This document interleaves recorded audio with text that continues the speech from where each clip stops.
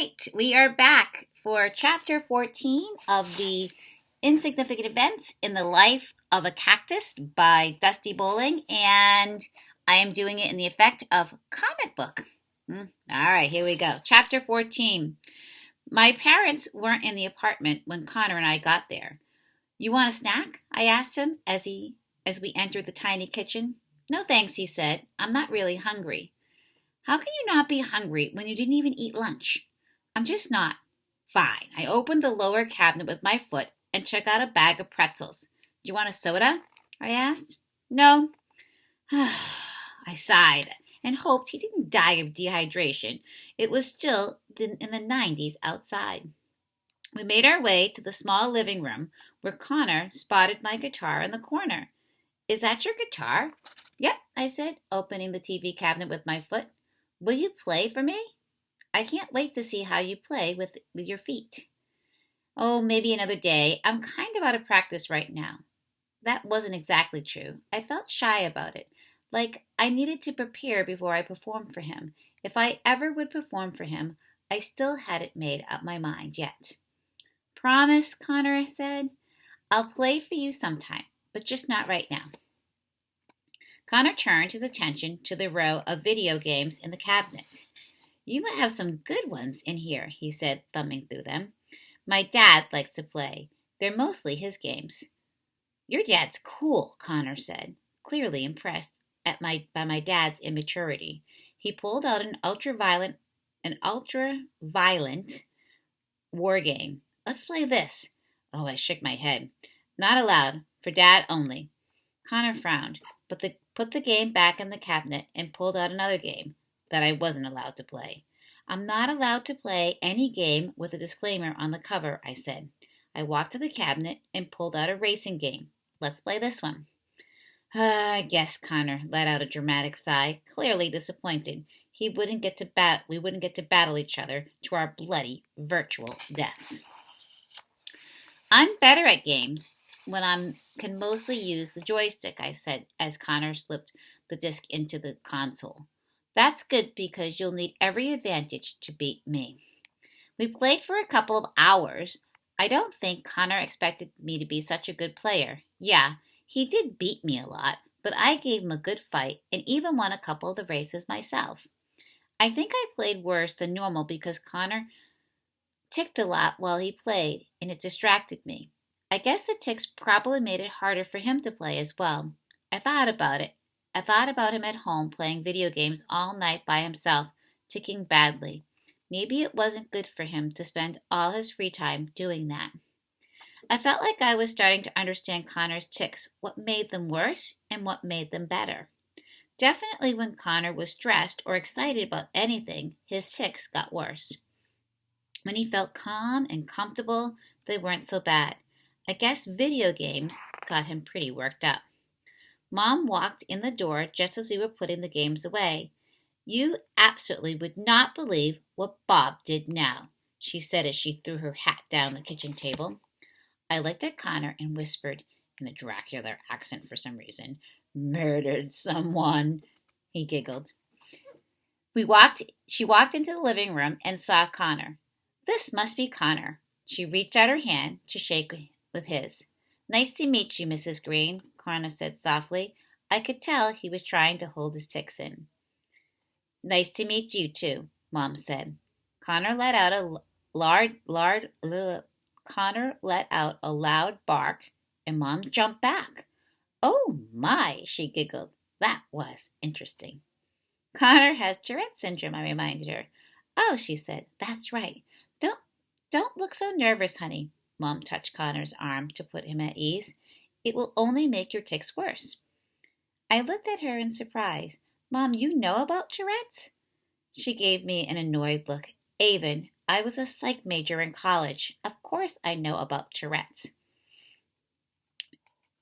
You were a psych major in college, I said. What's that?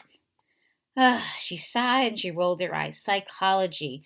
Don't you ever listen to me when I talk? No, I joked, because you usually just talk about boring old people stuff. Mom grabbed me and ran her knuckles over my head, messing up my hair. Ouch, I cried. wiggling away from her. All right, I'm going to get dinner started. Will you two do me a favor and run over to the gold mine and fire Bob?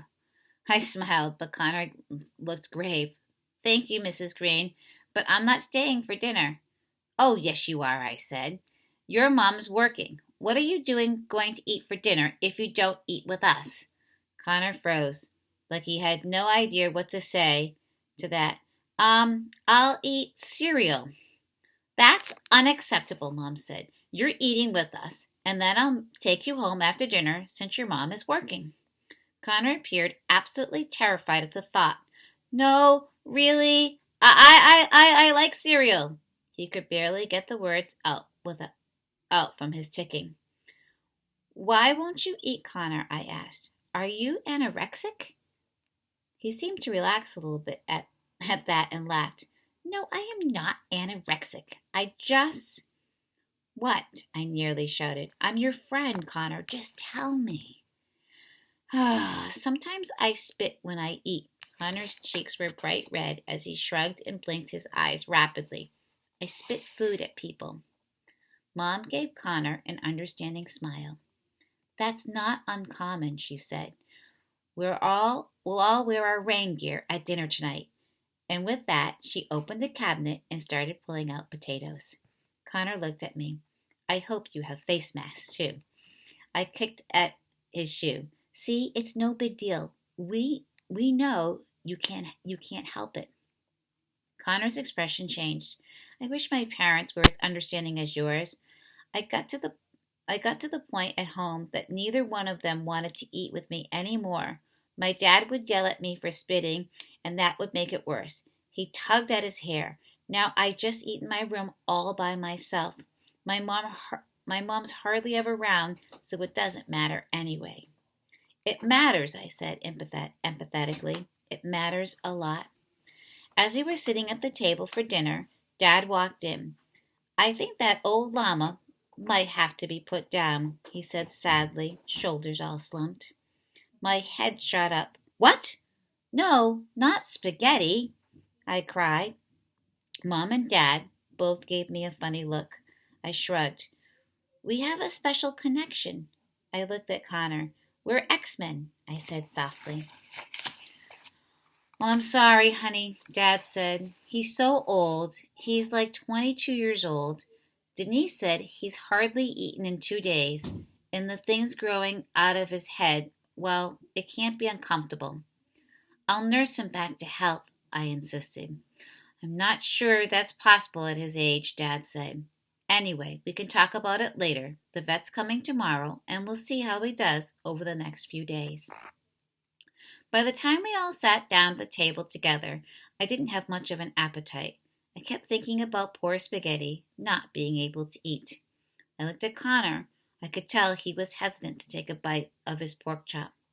It's okay, Connor, Dad said. We're all prepared. Dad lifted something off his lap, ski goggles, and he slipped them over his eyes. See? No worries. David, Mom cried, punching Dad in the arm. That's terrible. Connor laughed, though. It seemed to put him at ease, and he finally took a bite of his mashed potatoes. Don't worry, Mom said. Everything is non-staining. I glared at Dad.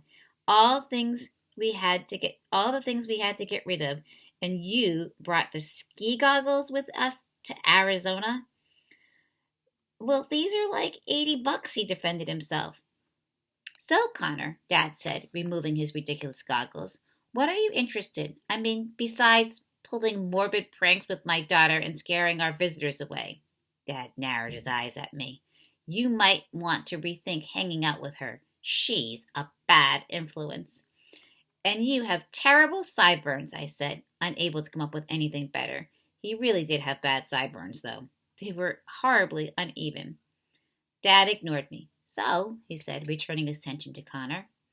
I like movies, Connor said. I have a huge movie collection at home. Oh, why don't I take you guys to the movies this weekend? Mom said, clearly thrilled I had made a friend. Connor looked appalled and shrunk down in his seat. He shook his head rapidly. No movie theaters. You don't want to go to the movies, I said. No way. I no way. I went once, um, only once since my tick started a few years ago, and it was not a fun experience. What happened? I asked. Well, people complained, of course. No one wants to listen to a dog barking while they're trying to watch a movie. That's messed up, I said. People are so rude. Well, they're not rude, Connor said. They just don't know I have Tourette's, and that's what makes it so embarrassing. I scrunched up my nose. You should wear a t-shirt that says, I have Tourette's on it, everywhere you go, and then people will leave you alone. Connor snorted. Yeah, maybe you could make me one, Avon. Then he kicked my foot under the table gently. Should we tell them? He whispered. Tell us what, Mom? And I gave my parents a highly serious look. We think there may be a murderer at Stagecoach Pass. Dad coughed and choked on a mouthful of pork chop. Mom slapped him on the back while he hacked his food into the napkin. When he could finally breathe, he gasped, What? Why would you think such a thing? We updated Mom and Dad on the theories about the Kavanaughs. Avon, Mom said, just because people are secretive doesn't mean they've been murdered.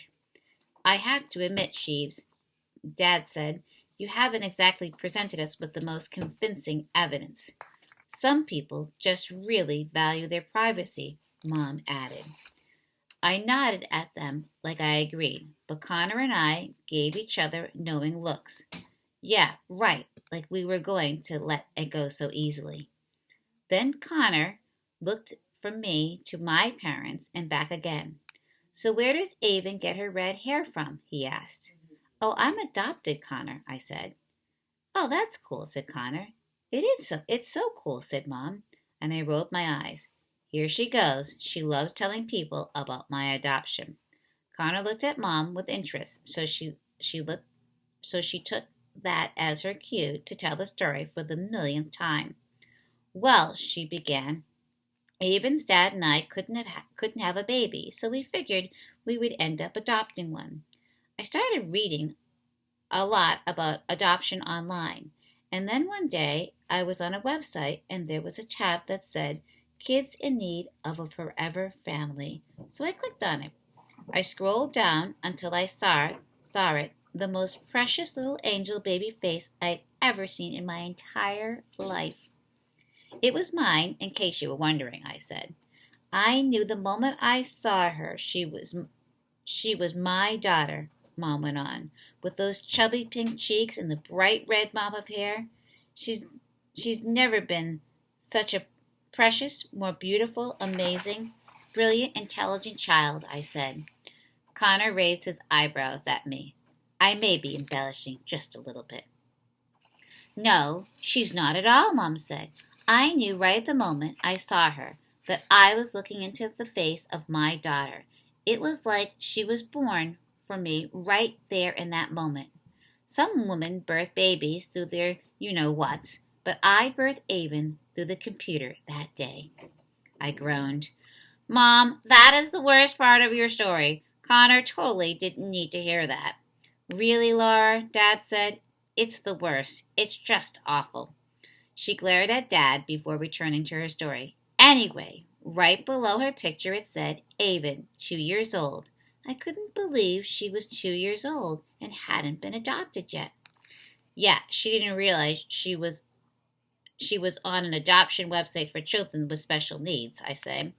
So I clicked on her picture, and that's when I saw that she didn't have arms. And it didn't even matter, I said. She wanted me anyway. Mom gave me her gushy love face, so I broke the news to her dad that night at dinner. Yeah, Dad said. She told me my future daughter was a beautiful redhead. Oh, and she didn't have any arms. How did you feel about that? Connor asked. Well, I was surprised, of course, but once I saw her, I agreed wholeheartedly. She was our daughter.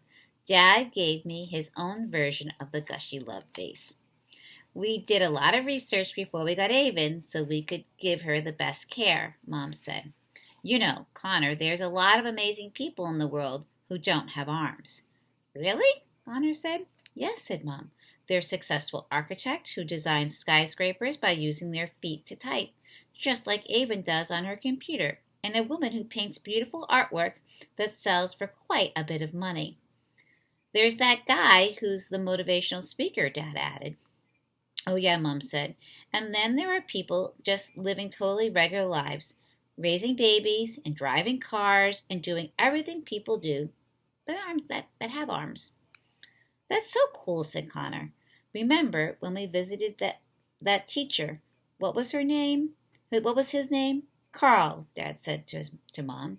We found him through the website.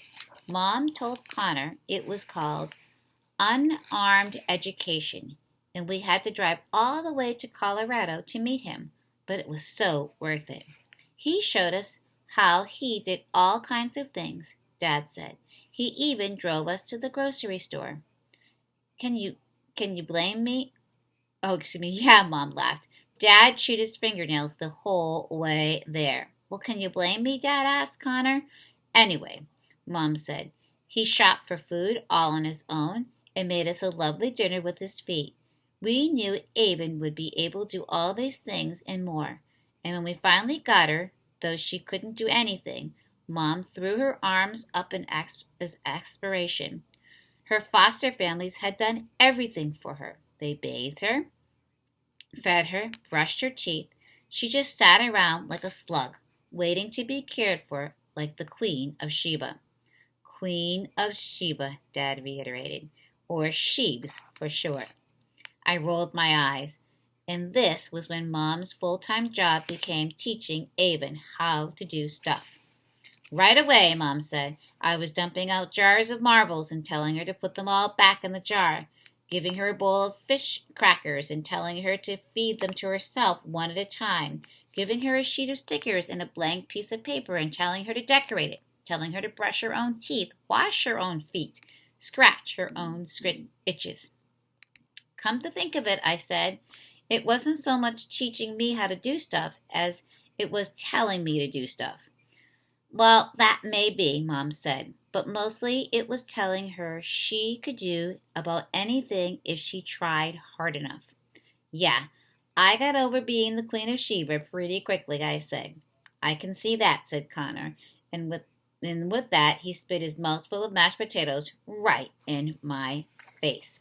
All right, so that is chapter 14. So I can't wait to see your visualizations on the Padlet, and remember to write a sentence that goes with it too. All right, bye now.